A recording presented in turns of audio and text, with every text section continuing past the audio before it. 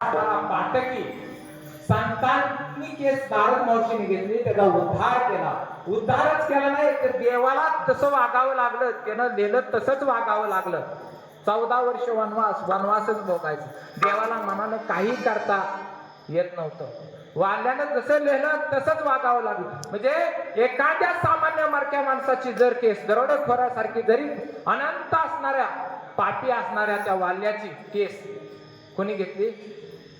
संतांनी, नारद महर्षींनी घेतली. म्हणून तुम्ही आमचा उद्धार व्हावा यासाठी तुम्ही कुणाकडे गेलं पाहिजे? संतांकडे गेलं पाहिजे. कारण संतच आपल्याला इथं मार्गदर्शन देणारे.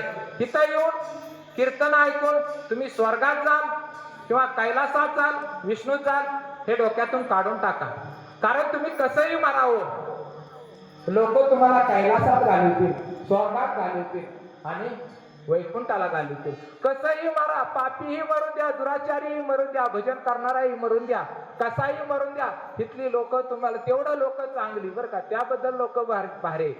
कारण कुणालाही किती पापी असणाऱ्या माणसाला काय करत नाहीत?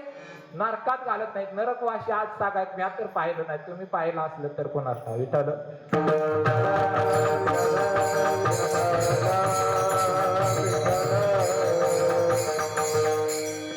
त्यामुळं आपला तुमचा आमचा जर उद्धार व्हावा असं वाटत असेल तर संतांकडे आपण गेलं पाहिजे.